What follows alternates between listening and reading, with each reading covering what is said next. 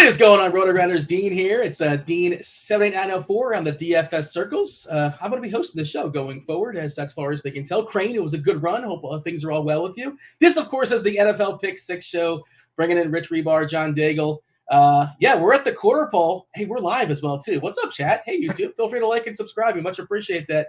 D-Train, our fabulous multitasking producer, is going to go ahead and drop a link for you guys. Go ahead and we'll hit like and subscribe if you like that. And then check out that link. You get $5 off your first month here at RG as well. We're at the quarter pole, Hribar. What have we learned so far as the NFL season? I mean, we're making it, man. We're making it. We're getting by. It was smooth sailing for 3 weeks, and now we've got a little chaos. And now we're in the month of October, and I mean, we're just rolling into cold and flu season too. So it's going to be an adventure, I think, just inherently, as we get into not even just for football, like workspaces and everything.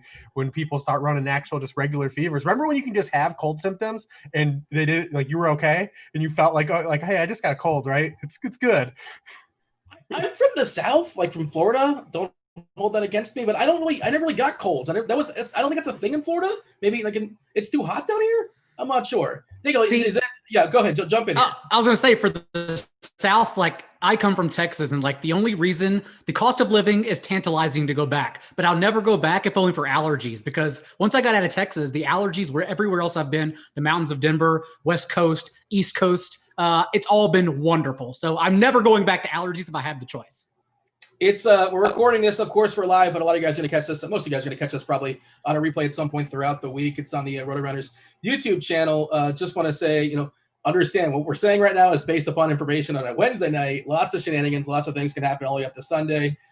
There is some potential danger from a COVID perspective as far as that Tennessee-Buffalo game, to a lesser extent, maybe Denver and New England, maybe Kansas City and Vegas. But again, we don't know. Lots of speculation at this point. We're not really going to speculate what's the point, but we will talk about those games as if they're going to go. Of course, how this show goes down. It's the NFL Pick 6 show. We talk about three main games: Carolina, Atlanta, Cleveland, Indiana, Indianapolis, the Giants, and Dallas. Of course, Dallas. What an absolute I cannot wait to talk about Dallas. What an absolute disaster that team is. But in the DFS world, it is such a gift. It is so beautiful. And then we'll break it down position by position. We'll kind of branch out as far as the slate as a whole. Daigle, I think Daigle, you're the one that kind of you picked our show, our teams today, our matchups. Was it you or was it Hribar? Yeah, so you walked into our very professional situation where Devin sends the link to us, and then Reeves or I, the first one to send the games back. Those are the games we talk about. Very by the book what we do here at the Pick 6 show. Yeah, and it's not the games we necessarily want to watch. But it's, DFS. All we care about are fantasy points. We don't care how good the game is, how good the players are. We care about, prices and how vulnerable defenses may or may not be. And that leads us right into our first game, Carolina and Atlanta. 54 is the total. Atlanta's a favorite, which is just wild. Just like saying that, because that team is such a disaster too. But it's high and it's tight, Hribar. 54 as far as the total, -1 as far as Atlanta. It's wild this week. We'll talk about our teams, obviously, but Kansas City's got a 34.5 implied team total this week, which is insane. I don't know if I've ever seen a number that high before. Baltimore at 32.25. Seattle, the same, not on the main slate, but it's kind of worth noting. And Dallas at 31.75. Scoring has certainly been up. All right, so let's talk about Carolina and Atlanta. As of right now, we don't really know as far as the injury situation with Julio Jones. I imagine he's not going to play, Hribar. Is that your assumption as well? Yeah, it looks like he's going to miss multiple weeks, I would assume at this point, especially him trying to battle through that injury. And we've seen, without him really being active or, not really being in the game, I mean, Matt Ryan has really struggled the past 2 weeks. One thing to struggle against the Bears, another to not be able to pace any points or generate any offense functionally at all on Monday night against that Packers defense, which is good at rushing the passer, but pretty much bad at all other capacities, especially in terms of just giving up points. They were never able to muster anything in terms of garbage production. I do think we'll see Calvin Ridley catch a pass in this game. I mean, he's still the wide receiver one. He as good as he's been, he took a 0 and is still the wide receiver one in fantasy. So he was just spotting the field, letting people come back. But obviously he's banged up too, dealing with an ankle, a hamstring himself. He only played 64% of the snaps on Monday night. That was a season low. So we kind of got to monitor his situation as well. Then behind them, it was really just top heavy because we've got Russell Gage is a regular guy, he's elevated by the offense, and Olamide Zaccheaus is, interesting enough, a guy I thought would compete for the slot spot in the offseason, he's profiled more as slot receiver, but he's really Julio's backup, and we've seen that play out. He didn't run any routes in the slot on Monday night.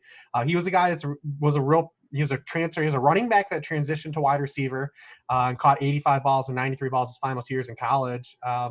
Nice little profile for him, but he's not a big guy, 190-pound guy, only 5'9". So he's not a guy either. Like, you're not replacing Julio with Julio. We can chase some value. But this Atlanta side's kind of sketchy. We're going to need them to do their part, because the Carolina side, I think, is the most intriguing side in this matchup. And, Daigle can kind of lead us into that as well. But we're going to need Atlanta to do their part in this game to get us there. Yeah, so I just want to say, from a DFS perspective, Zacchaeus on DK specifically, they don't change the prices. The salaries are already out on Monday night when the game is going down. And assuming that Julio's out, assuming Zacchaeus is getting some run, he's still a minimum of $3K, which is just a $3K wide receiver that's going to get some run and has a legit floor in theory in a nice matchup here against Carolina. 2017 total game in a dome. Love those dome games. He feels like somebody that could be an absolute gift, kind of salary saver, kind of open things up as far as the rest of your lineup construction. The one thing about him, though, is he had the 8 for 86, and people are going to be drawn to that. But you also take into contest that Ridley had 0 and Gage had 22 yards. I mean, both of those things are probably on the lower end of the circumference. I get the play. The play isn't about him smashing, because he's a 3K guy. It's the same reason people played Troutman last week and what he opens up. But the 8 for 86 also came attached to Gage only with 22 yards and Ridley having 0. What is a realistic, expectation if Julio's out? Like 5 for 50, 4 for 40, something like that? I think that's reasonable. Rich touched on it, but again, we know what Carolina is going to do. The issue is with Matt Ryan, what is this offense going to do without Julio Jones? Because essentially 2 weeks now, like, he played the first half. Sure, he was just out there, but Matt Ryan has been the QB 27 and QB 23 the past 2 weeks. So not carrying his weight at all. And although Todd Gurley is second in the league in these past 2 weeks and avoided tackles behind Dalvin Cook, like, we know they're not going to lean on Todd Gurley, who's not even getting usage in the passing game, despite the fact we would like to use him because the Panthers have allowed the most receptions to opposing running backs. Again, that doesn't matter since Todd Gurley's not getting targets now in this newfound only carries role that they've morphed him into the past 2 games. So you just need Matt Ryan to do his part. And I do like spinning Calvin Ridley in tournaments, because remember, we are still only 1 game removed from him having a career high 34% target share without Julio Jones. And the injury's worrisome, but now, although it's a short turnaround, his ownership will be reduced in tournaments. So I'm fine running out the Panthers offense and Calvin Ridley only to spin it back. The Panthers offense, of course, we can start with Teddy Bridgewater, because it's very easy. Falcons defense has allowed the most fantasy points per game to opposing quarterbacks. And now remember, this Falcons defense may have AJ Terrell. He was on the COVID list. He returned to practice. I'm assuming that means he's going to play, but you never know nowadays with what's happening in Nashville. But beyond that, safety DeMonte Kazee tore his Achilles last game. Darquez Dennard is on IR with a hamstring injury. Keanu Neal has a hamstring injury. Ricardo Allen is looking at a multi-week absence with an elbow injury. And then rookie Jalen Hawkins, who they started at safety last week, suffered a concussion mid-game. So this Falcons defense that was already atrocious is now likely becoming worse, because they're going to be missing 5 starters. So you have to love adding Bridgewater to your Mike Davis and or DJ Moore and Robbie Anderson stacks. So I was just kind of messing around before the show, and what I like to do is to sort of do I like to run a bunch of optimal lineups, right? Just sort of see what it sort of spits out here at Rotogrinders. And I think I actually had the blitz stuff put in there. Derek Hardy's the blitz. And, I put some percentage as far as like plus minus, how we can go different ways depending on in each cycle. And the optimal spit out 3 Carolina receivers. It's like, well, obviously I'm not playing that. And DJ Moore, Robbie Anderson, and Curtis Samuel, and loading up as far as running backs. It's just like, I'm not doing that, but that just kind of speaks to how terrible that Atlanta defense is. Of course, the guys are priced down as well too. Can you, Daigle, can you prioritize who's your favorite amongst Moore, Anderson, and Samuel? I was told Moore is the number 1 guy, but Robbie Anderson says, no, I'm the best guy, and he's doing it every single week. Yeah. So how would we prioritize Moore, Anderson, and I guess Samuel's worth a conversation as well too? So maybe it sticks, maybe it doesn't. But last week, Carolina ran a season high rate of 12 personnel, 19 plays, and that reduced Curtis Samuel's involvement in the offense. A season low, 47% of their snaps. So I don't even want to play Samuel whatsoever. And the Falcons against 12 personnel this year actually have allowed 11.6 yards per attempt and a 75% success rate through the air. So you would think that leads us to maybe even Ian Thomas. I don't know if the optimizer wants 5 Panthers, but perhaps Ian Thomas, because the Falcons are also hitting the flow charts. But for the receivers, it's funny because they signed Robbie Anderson to be DJ Moore and thus turned DJ Moore into Robbie Anderson with an A-dot over 12, whereas Anderson's being used all over the field with a 9 A-dot. Like, it's no fluke that DJ Moore, despite being 15th in the league in raw targets, doesn't have a touchdown. We're all complaining that his box scores would look better if he has touchdowns, but only 6% of his targets.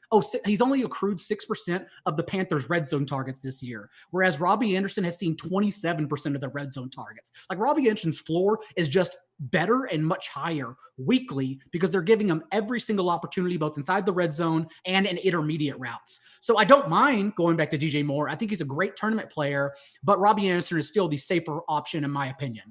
Is this small sample stuff, Hribar, or you think that's the way it's going to be going forward? Anderson's the guy, and Moore's the second guy, and that's that.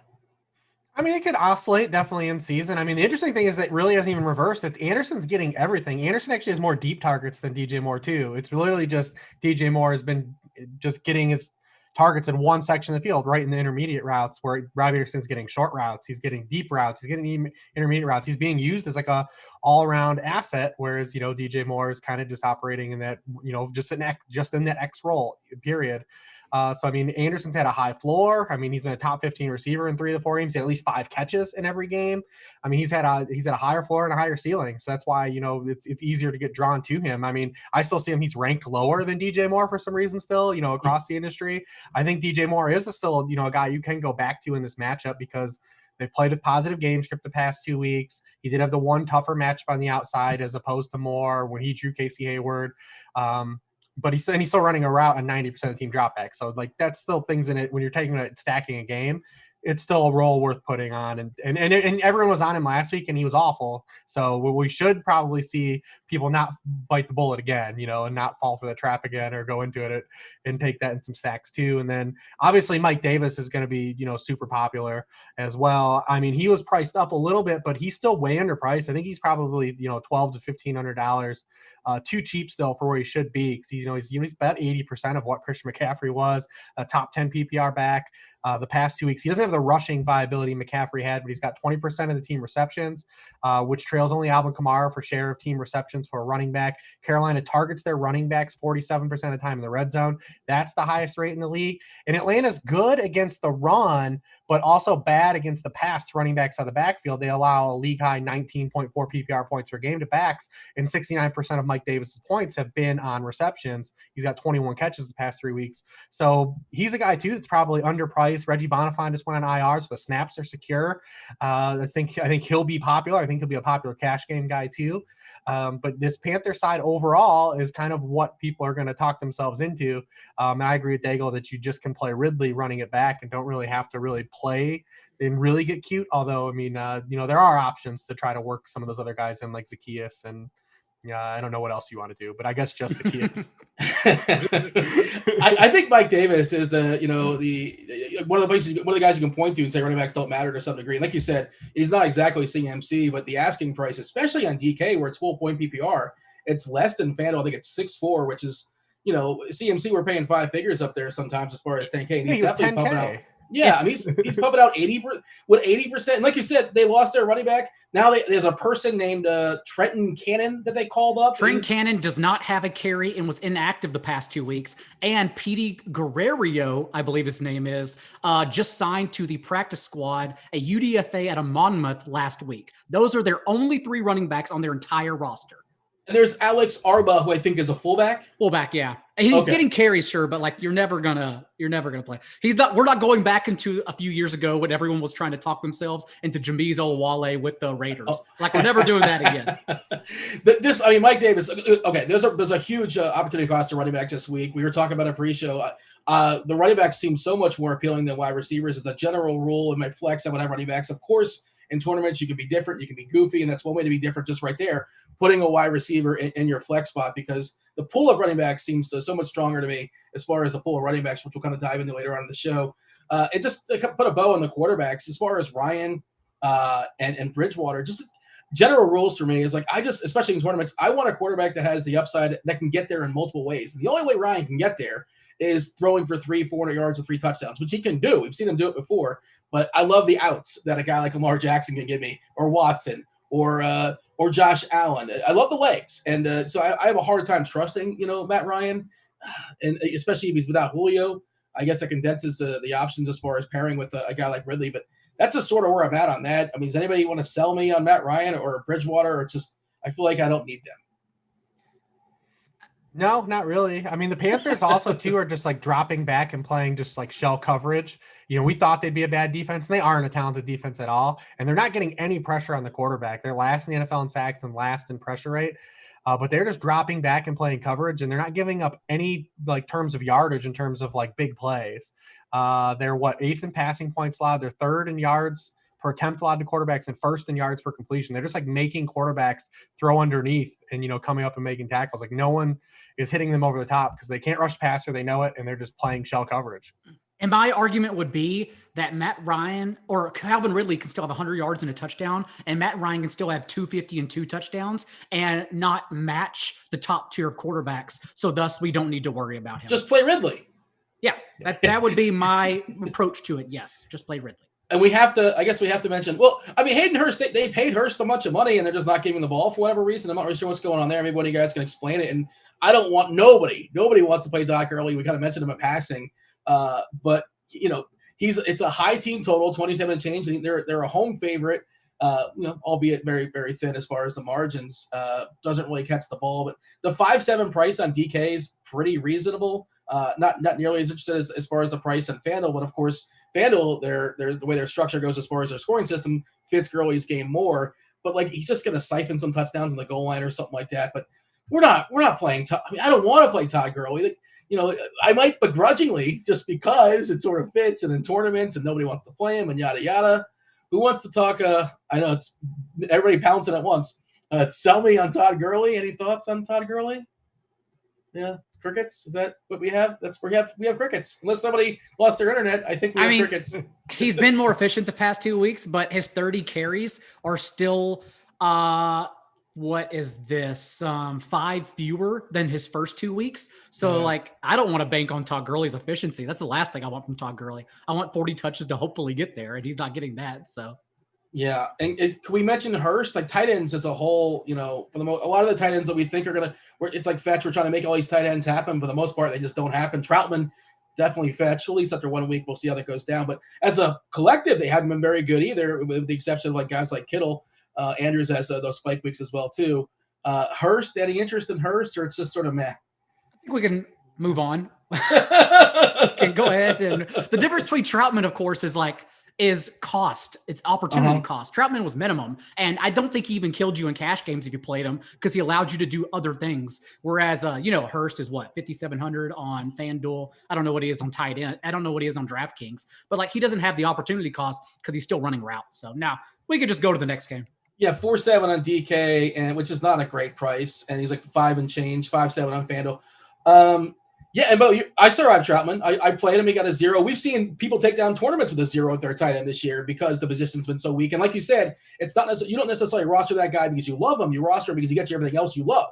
It's just lineup construction within the world of a salary cap, and whatever. You take a 0, 2.5K, but that opened up the world to you, and he kind of sort of helped. Could have been any 2.5K player, but it's all right. He gets a trophy too. He gets the participation medal. Sure, why not? We've had so many main slates this year where one of the big tight ends haven't been on it. There are multiple tight ends. Well, because Kittle missed 2 weeks too, but there's been so many weeks. I mean, the Chiefs were on prime time 2 weeks. The Ravens were on prime time because obviously they played the Chiefs. We've had a lot of weeks where we haven't had all Kittle Andrews and Kelsey all on the main slate, and this is one slate that actually has them all on it. All right. Yeah, we're assuming that Kansas City game's a go. Who the heck knows? But as of right now. All right, Cleveland, Indianapolis. Not a big total, Hribar. At 47, that's not something to get very excited about. Indianapolis 2-point favorite here. Of course, Chubb being out, Hunt, whatever for what it's worth on Wednesday. He was limited with his groin. Beckham as well, too, with his toe. But I'm not necessarily freaking out on Wednesday because, Wednesday practice, whatever. Limited. They weren't out for what it's worth. But all right, I guess Hunt is somebody we have to talk about, Hribar. Well, what percentage more? He gets elevated presumably to the number one spot here as far as RB, but their strategy, I don't think they're going to run him to the ground like Davis, right? They paid him, and he's their top guy. How many snaps is he going to get? What percentage? And how much does he have to get to justify that roster spot? I mean, this game is essentially the Spider-Man meme. I mean, you got two teams that want to do the same thing. I mean, they want to play slower and run the ball. See which team acquiesces, or maybe the whole game is slow too. They're both in the middle in terms of plays run. So we'll see, what kind of shakes out there too. And, we'd have to see how real this Colts defense actually is based on their slate of opponents, the opening month as well. I do think their defensive line is actually really good, but they're going to have a couple linebacker injuries already with, Leonard and Okereke are kind of look like they're probably doubtful for this game. But if you're going to want to stop the run, you're going to need to against Cleveland. I mean, Hunt is still probably under where he probably should be or will be, in the next couple weeks. I don't think it'll be, like you said, maybe a spot where he's, occupying, 90% of the backfield touches. I don't think that's where he'll be with this groin injury. But I think that Hunt is elevated higher than if it would have been inverse. If, say, Hunt would have been hurt, and we were to talk about Chubb, we're more excited about Hunt taking over the lead duties than it is Chubb as RB1s. They both have been RB1s, but, with the pass catching ability Hunt has, we're more excited for his, potential ceiling. It's kind of his re-opportunity that he's had since, everything, the transgressions that happened in Kansas City on his way out. So we have him as a lead back. We know he's capable in the passing game. There's really no reason to run away from, especially in this scheme that is just producing the most explosive runs by far in the NFL. I don't really see any reason to go away from him, to be honest. I think he's really tough to get away from outside of maybe wanting an injury piece. I do think that maybe Dearness Johnson, who had a large role, maybe won't have as large a role this week because he's not more of the pass catching guy. He's only going to be a guy that's going to come. He's like the Gus Edwards of the Browns, where we could see Hilliard play more passing stuff too as a compliment. So it's going to be interesting to see how that plays out. But really, when I look at this game, and I'm curious to hear what Daigle has to say to sell me on the rest of it, it's just Kareem Hunt. And then I'm looking at the rest of these pieces, and I'm going to need some talking into. Daigle? I like the Browns with the line. So, I bet it last week. Remember, I liked the Browns against the Cowboys last week. And I believe the look ahead was only the Browns, -2.5, something like that. I can't remember, but I got advantage of the number last week because I thought it was a good matchup, and that doesn't change my opinion with Nick Chubb out. Kareem Hunt, of course, missed practice Wednesday and Thursday, and that's why I'm assuming he only got 11 carries and 0 targets. He's averaging 4 targets per game, and he got 0 last week. Just a really odd usage. So I think we can assume he handles 20-plus touches, and Dearness plays in a best case, in my opinion, 70-30 split. I think we're going to see 80-20. And the Colts defense, they are 5th in Football Outsiders in rush defense DVOA, but they've faced Jacksonville, Minnesota, Jets, and the Bears. We're talking about a formal opponent finally, the strongest offensive line in the league, who is number 1 overall in adjusted line yards at Football Outsiders. So I think the Browns just show up and move people. On the other side of the ball, are you talking about other pieces in general, or just for the Browns, Reeves? Just anyone else in this game. Okay, so let's. I actually agree with that. I think everyone is waiting for the Jonathan Taylor competitive game script. So let's get into that really quick, because the way it's shaped out is Marlon Mack got hurt week 1. The Colts then took the cover and waxed Jonathan Taylor, let him out for a spin with the top completely down for 28 touches to Nyheim Hines 1 in week 2. And since that time, Taylor has a 42% backfield touch rate on 32 touches to Nyheim Hines 23. So I repeat, 32-23 the past 2 weeks. That's insanely not a high margin whatsoever. And Jordan Wilkins has 20 touches the past 2 weeks. And we can say, the Colts benched their starters in week 3 and week 2. They got Wilkins involved as a Gus Edwards-like closer in the fourth quarter. That was not the case last week. Only 2 of Wilkins' touches occurred in the fourth quarter. So this man came in a competitive game script, 7-3, 10-3, and 13-3, and handled 8 of 10 touches in that game script. So I'm worried it's actually a 3-headed backfield still, and Jordan Wilkins is just slowly playing more. So although I would still like to buy Taylor's talent low and season long, we're talking about DFS, and I don't think you could pay me to touch Taylor this week. Yeah, 46% snap rate is what I'm seeing, and that's just not enough for the asking price for me. Daigle, just to clean up that Hunt. As far as Deontay Johnson last week, he had that, he had a nice game for what it was worth. But it's a combination of Hunt being dinged with his groin and a combination of the score. Possibly, is that why you think Johnson was getting so much run? I think so, but then again, like the Cowboys did catch up in the end, as they tend to do weekly, and they just they always come within one score. But that would be my assumption, is that Hunt was dinged up, and so they took it back a little bit. And I mean, it was the Browns' offensive line; like they were literally road grading people. 307 yards, I think it was 7.6 yards per carry against them. Like it was just running with ease. And so I think the Colts will present a tougher matchup, but this is still Kareem Hunt as an RB1. He's arguably matchup proof. Like he's still one of the slipperiest backs in all of the NFL, despite his size. We saw that last week. So Kareem Hunt's just someone I'm not getting off of whatsoever. So Daigle, Beckham, is that an outlier game or is he back? Because, the box score, he was incredible, obviously, but like he had 2 goofy gadget plays that you really can't see being repeatable. One on the Landry pass and one on a reverse. That's not going to happen week to week. And that's his first good game, or like dominant game in several years, I want to say. Big name brand, but generally doesn't give that big output for you. So is that an outlier game or is Beckham back? I don't know if it's so much outlier. Like we should expect a few catches, like 4 to 5 and 80 yards from Beckham weekly. But 3 touchdowns, of course, that's an outlier. Like that matched his total with the Browns last year. So we can't help but say that's an outlier. Also, like the 50-yard run, super impressive. Don't get me wrong, but like Auden Smith had him dead to rights, did his job in reverting him in 10 yards behind the line of scrimmage. And then as they've done the rest of the year, the other 10 guys on defense just didn't show up. And that's been the case with the Cowboys, who we'll talk about here in a bit. So yeah, I think it was an outlier. I mean, if anything, you're happy Beckham finally did something. Like Landry's the one here who in season long, you're dead with. Like you cannot start him or flex him whatsoever the rest of the year because you banked on a throwing touchdown to Beckham last week. And if he didn't get there, he just did the same thing he does every week with like a couple catches, 4 catches, 40 to 50 yards. And that's just who he is now. Hribar, you basically like Kareem Hunt in this game. It sounds like you're not way on anybody else. You kind of not away with the rest. Is that kind of how you feel as far as Cleveland, the receivers here? Yeah, I mean, we've seen the Browns, what they want to do. And if this game is kind of, in neutral game script and they're occupying the capacity they want to, I mean, they're just not a team that are going to have a lot of dropbacks. And that's kind of why, Odell's in the same boat. I mean, what we're going to get out of him. He has scored now in 4 of his past 6 games going back to last year. So he's starting to find the end zone at least and show that. But the targets aren't there. He's had, 1 game over the 6 games going back to last year with over 8 targets.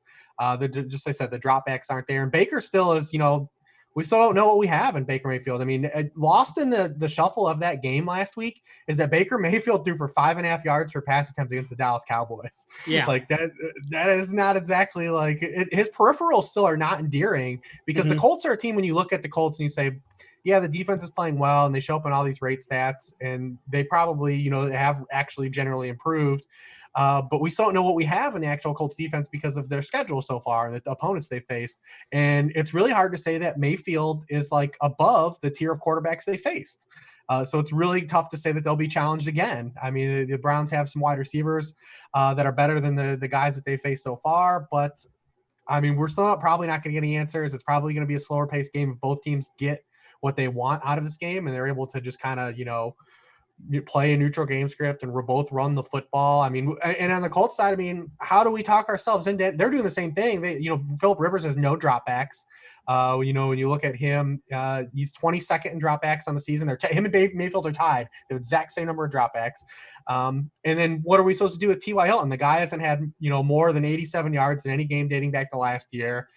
We're talking ourselves into Zach Pascal, any of these tight ends. I mean, it's just really hard. There are no individual pieces to really latch onto. And by the way, Dean, you're talking to a group of people right here who have T.Y. Hilton and like one of our best Football Guys Championships teams. So we're more asking rhetorical questions with T.Y. Hilton than we are saying don't play him, because we also are struggling with him right now. He's on the wrong side of 30. He's got a history of injuries. Like he's got Phillip Rivers throwing him the ball. He's not in the dome. I know he's 4.9K on TK, and like that seems really, really cheap just on the surface, but like he hasn't done it in a while. It's just not happening. And, I guess he turns 31 next month. I want to say I was kind of digging into that, see how old he was. And maybe Hilton's just not the guy we want him to be anymore. He had a good run. I mean, even if you get a touchdown from him, like what are the odds? Like he's got like a 25 or 30 in him, it's just really hard at wide receiver if you're not, because we're not going to play him in cash because we've already seen there's no floor. So in a tournament, like how do we sell ourselves on him being a guy that can really have like 150 and 2 or something like that? Because those are the guys we want to play. How do we play him over a Darius Slayton? How do we play him over a Will Fuller? It's just really hard to make the argument. Especially because like the last 3 weeks, 3 wins, by the way. So I would not expect him to change it. Rivers has attempted 25, 25, and 29 passes. He attempted 46 throws in week 1, but they of course lost that game. So like they're not going to change what they have right now.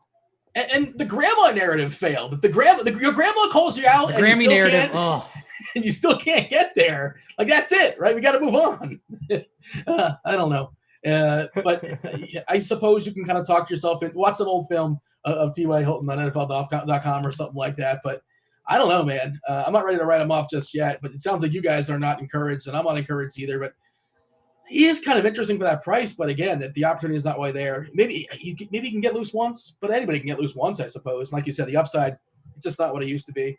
Let's move on to the Giants and the Cowboys.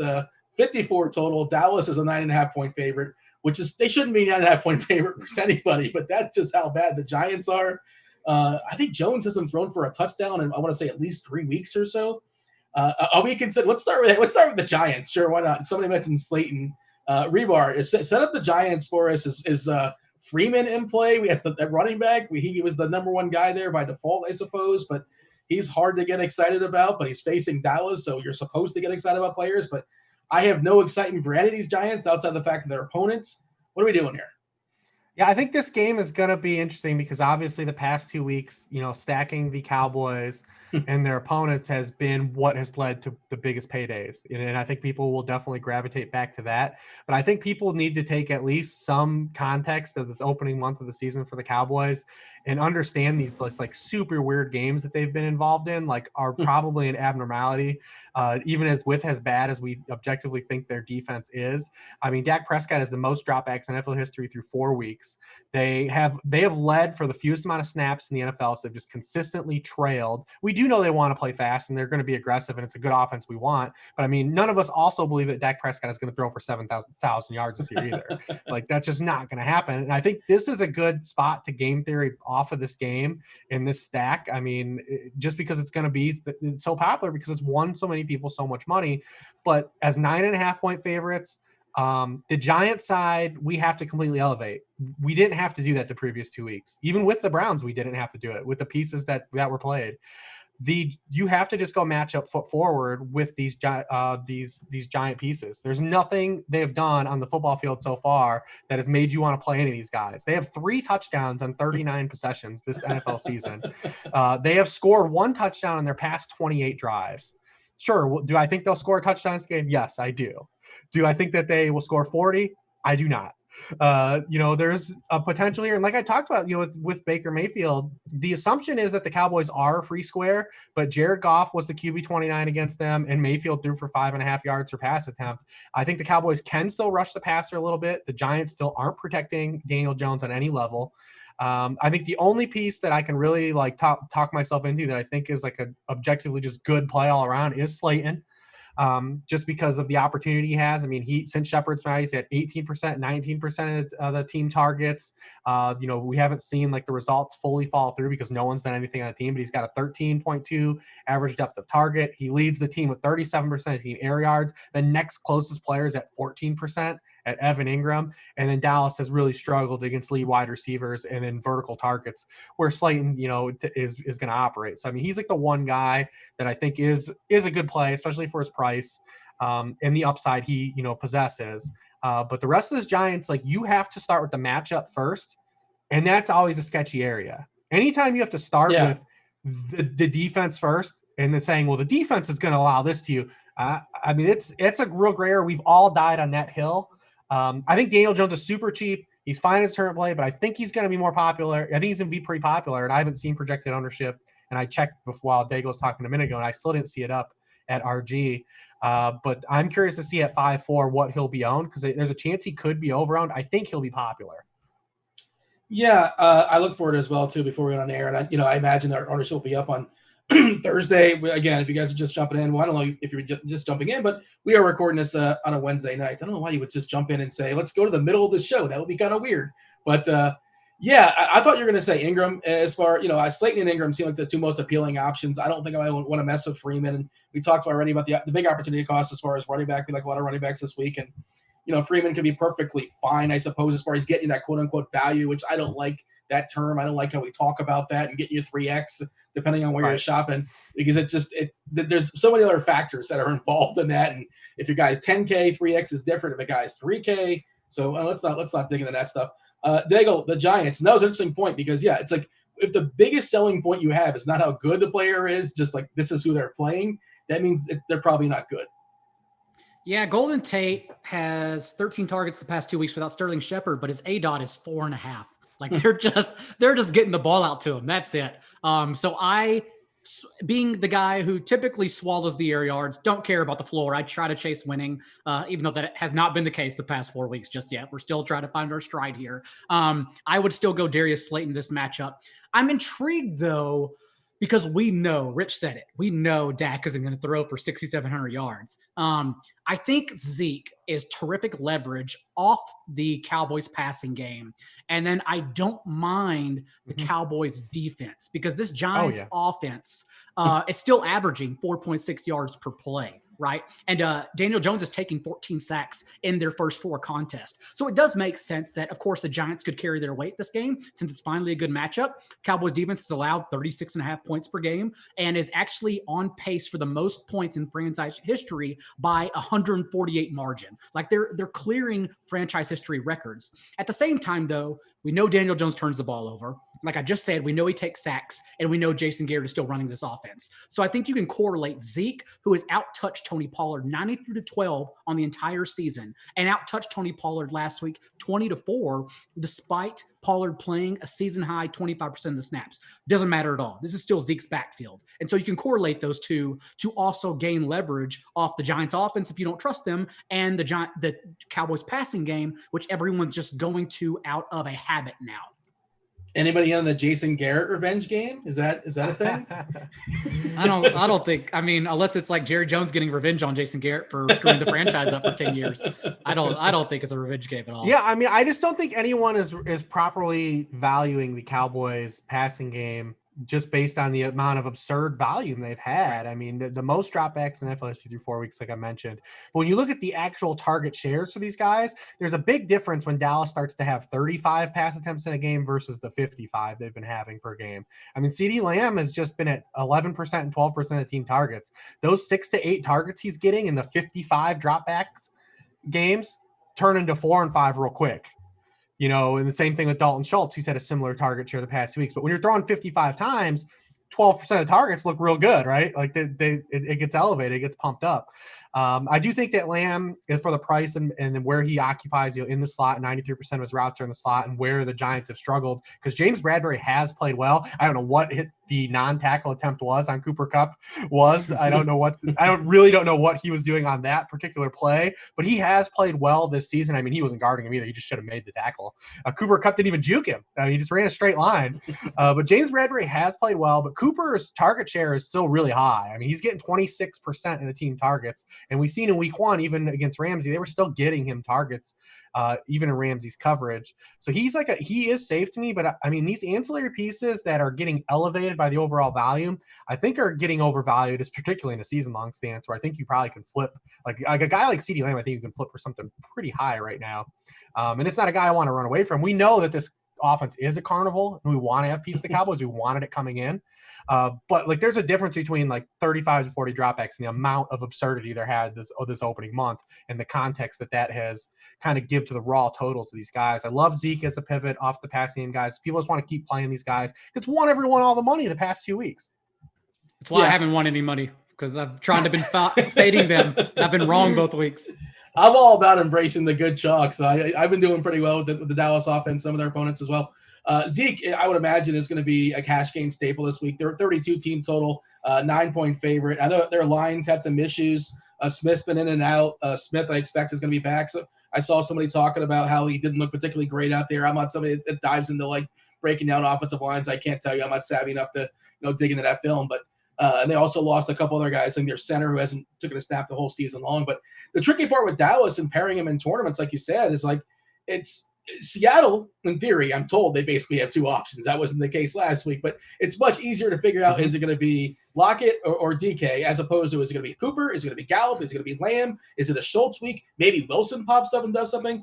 Trying to get the exact boxes, which two is the guy to kind of pair him with. And then you combine that with the fact that, as you're talking about, Hribar, the opportunities probably are not going to continue the same going forward. We're not going to have this many dropbacks. We're not going to have this many passes. It's just been a goofy 4 weeks. It's just how things go down. Well, I think that's why everyone is upset at Gallup and season long as well, and taking these L's in DFS whenever they play him, because he's only boomed one time. But the issue is the guy is seeing fewer targets than last year, right? His target share trails Amari Cooper and CeeDee Lamb and Dalton Schultz, honestly. But there are more options now in the passing game. Thus, he's seeing few opportunities, and the opportunities he has, he is not only a high on the team in air yards per attempt with a over 17, but like he's third in the entire league. Only Marquis Brown and Marquez Valdez-Scantling are seeing deeper throws than Michael Gallup per target. So he's also being asked to catch in these like harder to catch balls, first of all, on fewer chances per game.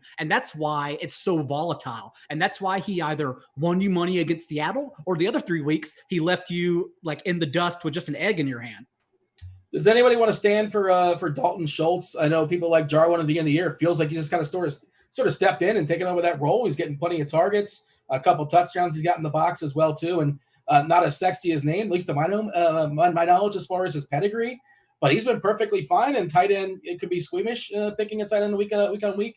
Anybody want to sell me on Dalton? I'll let Rich do it, because I'm still pissed off that he's basically become Blake Jarwin.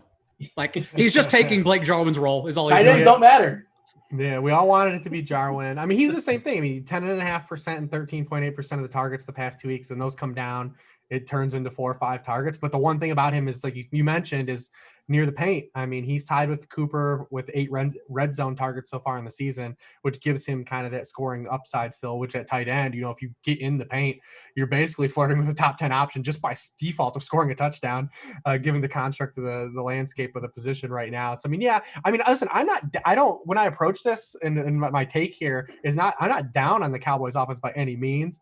I just think the absurdity of the volume they've had it has to regress at some point, and them being 9.5-point favorites against the team that scored 3 total offensive touchdowns seems like a real good spot to get some handoffs going. That's what happened last week, Dean. You weren't on the show, but we talked about, I said, I outright like the Browns to win. And that happened, but it happened in the reversed way of what I thought would happen. Like I thought they were going to dominate on defense and the Cowboys passing game would regress in week 3. I would imagine or week 4. I imagine we see that this week. I could be left stuck with nothing in my hands with Zeke and the Cowboys defense, but that's who I like in this game. And it almost happened. I mean, listen, that game was 41-14 going into the fourth quarter. Yep. And it was just hell broke loose, man. Like hell broke loose. But the Browns, because they were throwing up into that point. Like no one's is like the fourth quarter, it all started to click and it came together. But there was a 2-quarter period where the Cowboys were still doing that same stuff, and it was not working. They're an onside kick away from 0-4. Like this may not be a good team. Turns out Mike Nolan can't call a defense. Go figure. Well, they're only 1 win away from winning that division, right? Isn't that it's like 1-2-1 is Philadelphia leading the division, if I'm not mistaken? It's a disaster. Whenever one of the coaches in your division says we're making the move to Kyle Allen to win the division, that's when you know how bad the division is. We're going to talk about the Kyle Allen thing, which is so weird. I mean, DK I do think they can rush the passer, man. I do think the Cowboys can still rush the passer if they so choose to. Dallas minus 9.5. Anybody want to take a stand here from a Vegas perspective, or no? I mean, no, I'm not betting on the Cowboys anymore. Okay. What was the stat you had on Twitter, Reeves, that Cowboys have only led for 7 snaps this year? Yeah, the Jets have led for more snaps than the Cowboys. It's crazy. all played into this, and we inherently know the Cowboys do want to play fast and they do want to be pass heavy. We know that. But like to this level is extreme. Like it's reached its apex, I think. I know. And if the ownership's going to be jammed up, like if you're telling me, because in a typical week in the contract of the season, like where Daniel Jones, like last year when he'd run into one of these spots and we'd say, yeah, he's got the ceiling for these spots. But like, I don't want to play Daniel Jones when he's popular. I want to play him when I want to play him where the 30s like gonna like I can get like I'm gonna have to go overweight on Daniel Jones. That's a problem.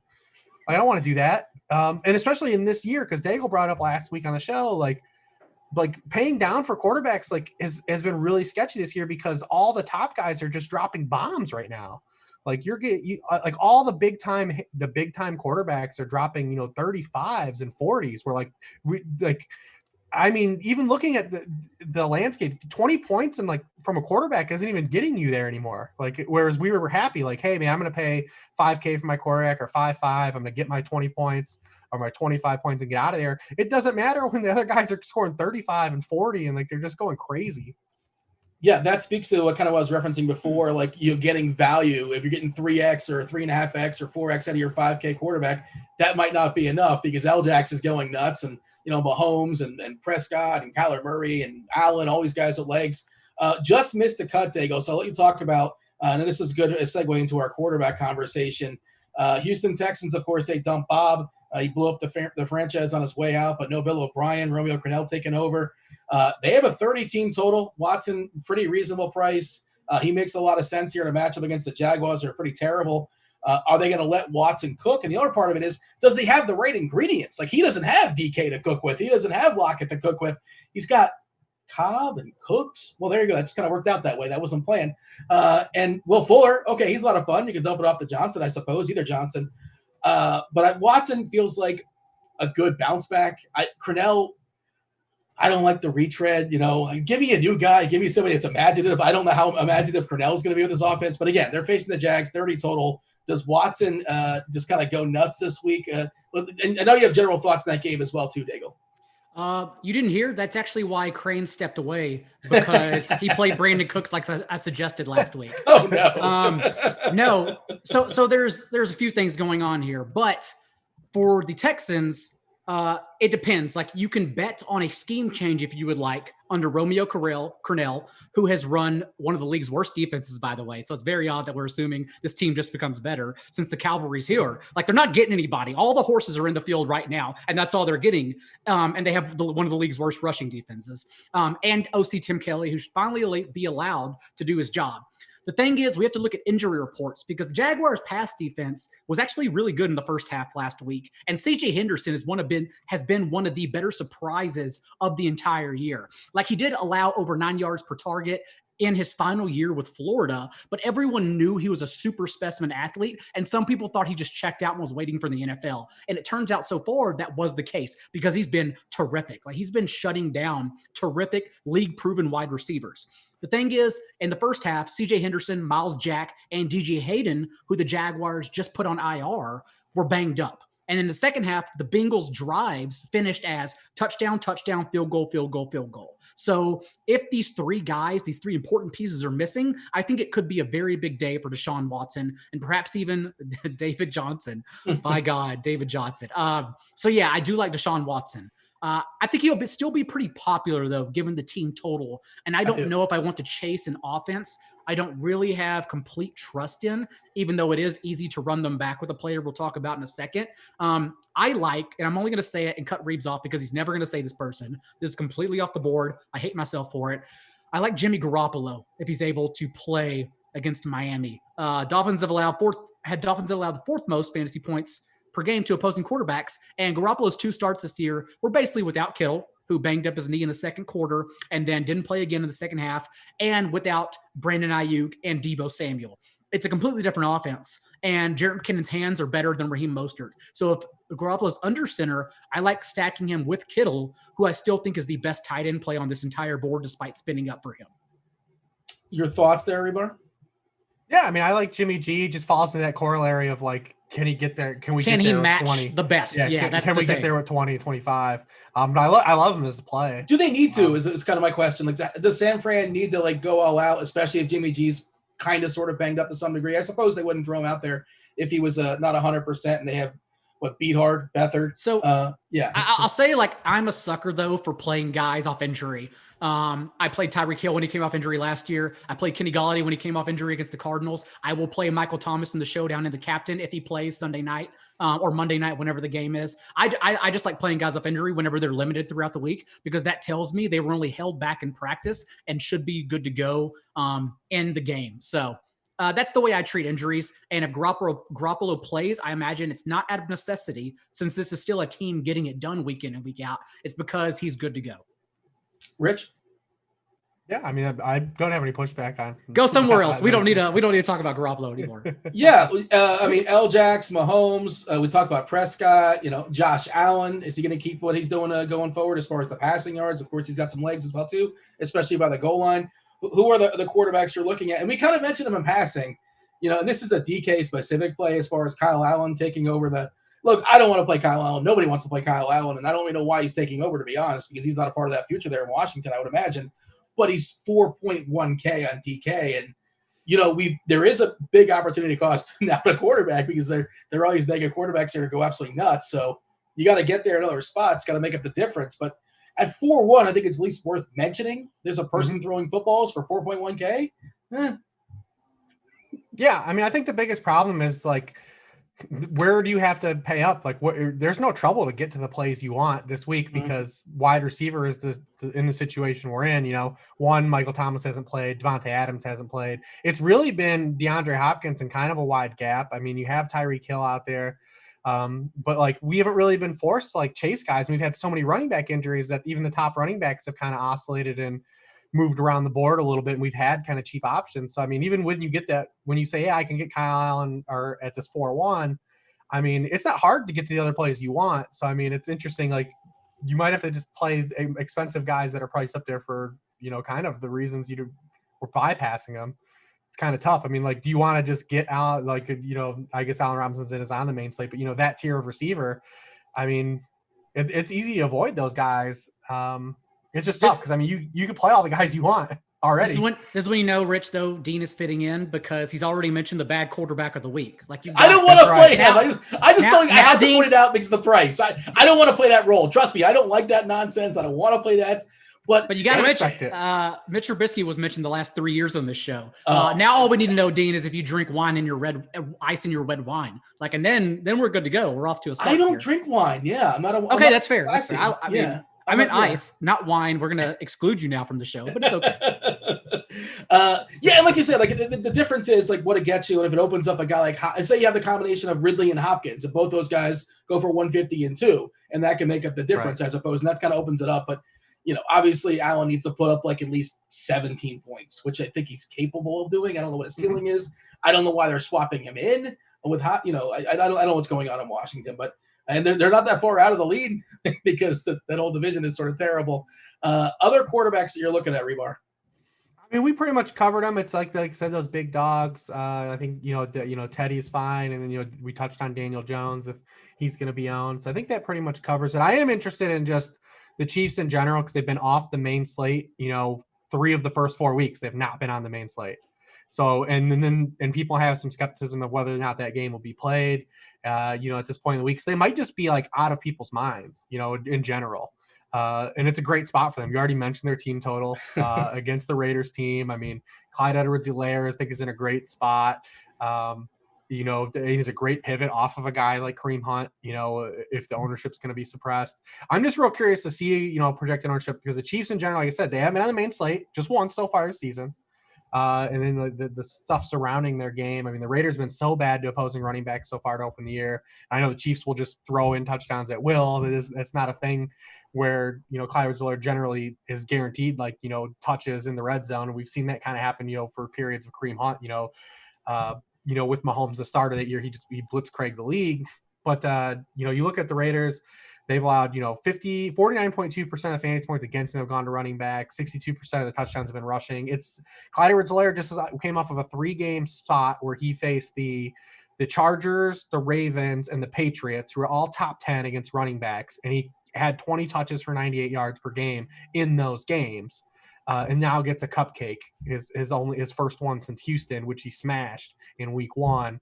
I'm real curious just to see that spot. And the Chiefs in general, just the ownership is going to be on the Chiefs because the Chiefs are really good. They're all sort of priced where they should be, like market price. Like you said, 34.5 as far as that team total is a monster number. Oakland, I was looking at their DVOA stuff, and they're 30th versus the pass and 30th versus the run. That seems really bad, and that kind of speaks to the 34.5 as far as the total. And Helaire, that's the reason why running back is so tough, because I love Elliott. I love Helaire. Hunt, obviously, getting the world opened up to him. We talk about Mike Davis is going to take like pretty much every single snap there in Carolina. David Johnson's pretty interesting with some upside. I think Robinson was alluded to earlier, which Daigle, I'm sure you'll talk about in a second. If Tennessee plays, like Henry can put up 150, like why not? I suppose that's possible as well too. And McKinnon, if Mostert, who's probably not going to play this week, McKinnon versus the Dolphins, like why can't that be a spot? A monster spot as well too. So I'm having a hard time kind of willing down my running backs. Jump in here, Daigle, as far as CEH, feel free to give a thought, and then just those guys that are thrown out there. And I think you want to talk about McKinnon to some degree. Not McKinnon, James Robinson. Yeah, Clyde Edwards-Helaire, just to add to what Rich said, I mean, he's just in just the smash spot, man. I tweeted this last night, but his touch rate among Kansas City's running backs has progressed weekly. 73.5, 76.1%, 80%, and then 95% last week. Like, this is his backfield, and the time to shine is now with that high team total against the Raiders. And, like, I'm skeptical about the Chiefs offense. Like, I would even say I'm going to probably bet the under because I think it's going to keep creasing. But like, what donkey bets the under in 2020? Having said that, I think this is a game where the Chiefs just scale back. Like, they don't need to prove anything. Remember, Patrick Mahomes had a deep ball rate slightly over 6% in the first 2 games because they didn't need to try. They're LeBroning the regular season. They know they're the best. 14% against the Ravens whenever they were just doing nothing but stacking 10+ yard plays as the best team in the league whenever they needed to show up. The Patriots played well against them last week, but then the Chiefs pieced together a 75 and 85 yard second half drives, put the game away, and just scaled back from there. So I do worry about the Chiefs just trying in this game, just showing up because they don't need to stack the box score. They can still hide their offense if they choose to. But that still leads us to stack Clyde Edwards-Helaire in a terrific spot against the Raiders, who will have no answer for him. As for James Robinson, that's my bring back with any Deshaun Watson and Will Fuller or Brandon Cook stack. And it's because the Cowboys just allowed 307 yards to the Browns last week, but yet the Texans have still allowed 37 more rushing yards than the Cowboys, than anyone else in the entire league, because they're that poor. And like I mentioned, they're not getting any help. This is their team the rest of the season. All they have done is promote the same guy running that defense, that same very bad defense, to head coach. And James Robinson, a season high 100% of the running back touches just last week. I assume this is his backfield now as well. And with DJ Chark, they've just been a more potent and explosive offense. In 3 games with DJ Chark, Gardner Minshew has and 300 yards and or 3 touchdowns. So I like James Robinson a lot this week as well. I know you guys dabble a lot with season long. Who was I don't know if it's any of you guys, but who was on Kenyan Drake? Because is it time to panic for Drake? Is Edmonds just going to usurp him? Is that what we're looking at this point? Anybody's big on Drake? I mean, I wasn't into it. I wasn't in on Drake. I kind of wrote an article earlier in the summer that thought he was like a clear dynasty sell. And that's looking all right now. Yeah. So I was in on him. So you could explain why it was wrong, Rich, because I was in on Kenyan Drake. Well, because it's the same thing we talked about almost with the Giants players. That every pro that everyone started with for Kenyan Drake never had anything to do with Kenyan Drake. It had to do with the system. It had to do with, we have an 8-year sample too, where he hasn't been a bell cow, and he is actually is getting touches. All he's not getting used in the passing game. And it was just one of those things where you're going to get a guy priced up that has never been used in that capacity of his career. And he really only had 2 monster games to close the season, and he won people money because they're weeks, 14 and 15 or 15 and 16 last year. But he still had a lot of down weeks too with the Cardinals, even going over there. And then his price, it was just a convergence of all those things. And in Dynasty, no commitment from the team, only got the transition tag. There was a lot of ways for this to go sour and only one for it to go well, which I thought made him a clear, obvious Dynasty sell. just a good process sell. Like even if you thought he was good or not, just all those things, compounding, just the process. Like I'll trade a guy in Drake's spot like that 9 times out of 10 and probably profit, 75% of the time, just because it's objectively good process to kind of operate in the capacity. A mid-age running back on a 1-year contract that has never been a bell cow. I should have read more Sharp Football this offseason. Daigle, open up some receivers for us. I actually have a quick tight end. Can I go quick tight end? Fire away. It's so the super chalk. I don't care though. So we haven't seen the Steelers play in 2 weeks, and Eric Ebron before we left ran a season high route on 81% of Ben Roethlisberger's dropbacks. And as we know, the Eagles have been plugged away by tight ends. Logan Thomas, even week 1, 37 yards and a touchdown. Tyler Higbee had 3 scores on him. And George Kittle last week, we all saw his emergence finally, clearly healthy off an ankle injury. So I think it's the chalk, but again, I like Eric Ebron a lot. Yeah, and it's also worth noting, again, this is on a Wednesday, but Juju and Johnson both, I think, did not practice on a Wednesday for what it's worth. Just kind of keep an eye on that as They've well. kind of been doing that every week, I think. Okay. Is that what they're doing? Just kind of managing them. And Connor's another guy, by the way. Didn't mention Connor in the running back conversation. He checks every box you want.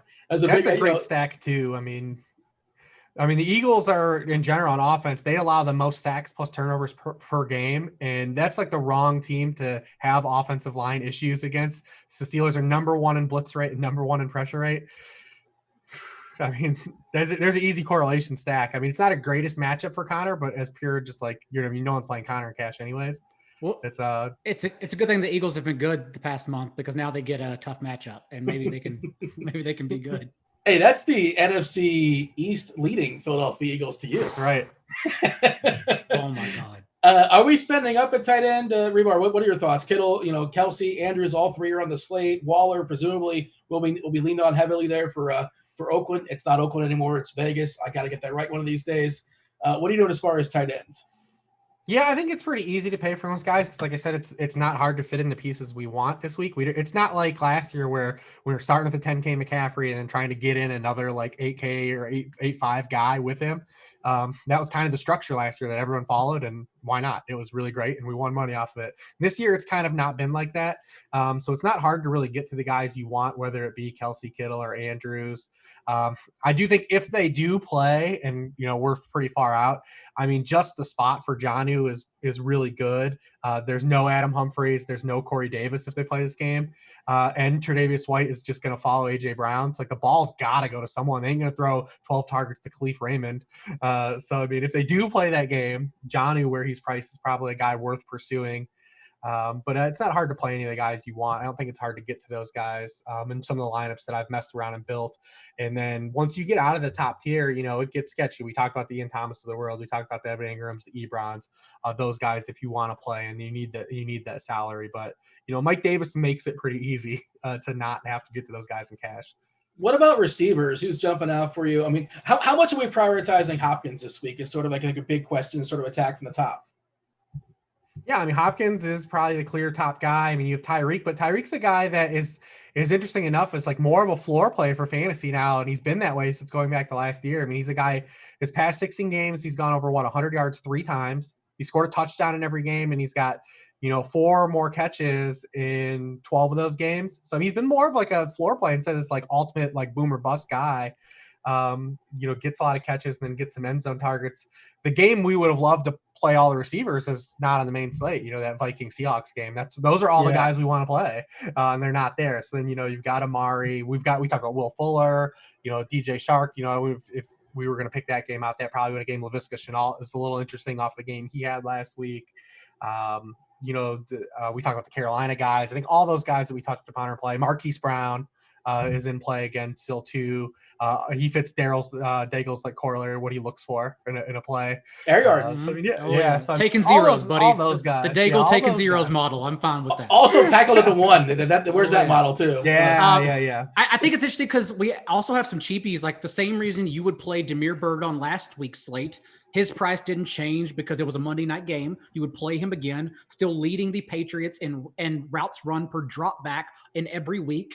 And then, again, like Rich said, a long ways away, but Khalif Raymond is there for us. And the Titans likely won't have their top 3 receivers. And Khalif Raymond is a guy I've always liked because he's basically just KJ Hamler who's healthy. He's a deep ball specialist. And we're 2 weeks removed now from him having 3 catches for 118 yards. So I'd play Khalif Raymond as well in cash games and just take that low floor and then build out the rest of my lineup. Do you prefer Raymond or the receiver for Atlanta? Gosh, why am I forgetting his name? Zacchaeus? Yeah, Zacchaeus. Zacchaeus is 3K. Zacchaeus, I don't know how you pronounce it. I would go Raymond. Like I said, Raymond and Isaiah McKenzie are the 2 guys who I should have no business liking as football players, and I think they're like 2 of the best players. Who do we think starts with the Patriots? Is it going to be Hoyer or Stidham, or we don't know just yet? Has anything been announced? It has to be Stidham. I have no right? clue. Man. I mean, I don't know either. It's got to be Stidham, right? Because I'm seeing right now on our third starting lineup it says Hoyer, but if Cam doesn't play or clear the 2 tests, then it will be Stidham. There's no doubt about that. I mean, when do you ever see the guy just come in and replace a guy and then not get the call back? It's the same thing with the 49ers. If Garoppolo doesn't play, we have to assume it would be Beathard, right? Like, just because how often does it go the other way where the guys – I wish more teams would do that, treat it like a relief pitcher, like a starting pitcher. Listen, man, if you ever watch like baseball, I mean, sometimes sometimes Clayton Kershaw doesn't have it, man. You got to go to the pen. He has a bad start, but we never happens in the NFL that way. By the way, Marquis Brown, I believe, is $15 on Yahoo. I'm not sure if you guys play much on Yahoo, but that's $5 above the floor. That's a really, really good price. And Yahoo is very reflective based upon what they've done for you lately, essentially. This is what their pricing is. So I kind of took a glance at their stuff earlier today, and that seems like a really, really good price. I like Brown a good bit. Let's step aside, unless you guys have anybody else to fire away. Anybody else you want to throw to people? I think we've done enough damage talking about football. Tell the people where they can find you, Daigle. As you're doing that, tell them where they can find you. Give me this. Give me a slate breaker, maybe a combination platter, like a favorite stack you have, or somebody you got to have. Who's going to break the slate? Who's going to take down a million maker?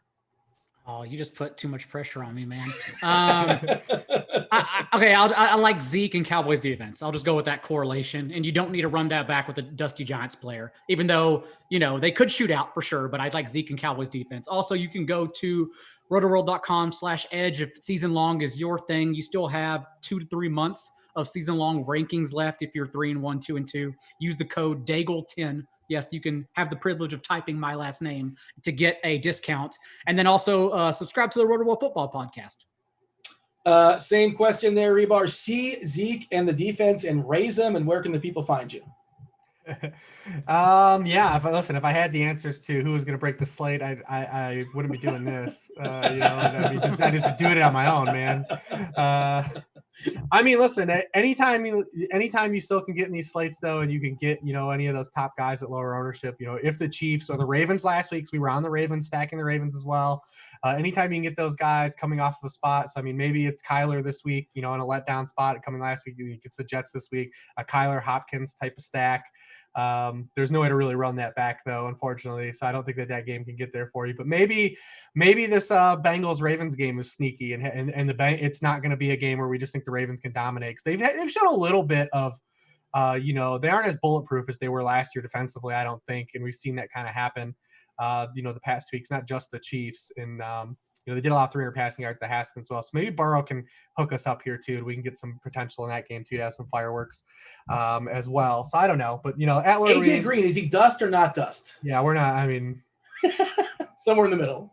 Was never on that train. And we've seen T Higgins is roles experience. So T Higgins might be the guy we run back. Maybe we go with T Higgins. It's the upside play there. sharpfootballanalysis.com. Read the worksheet.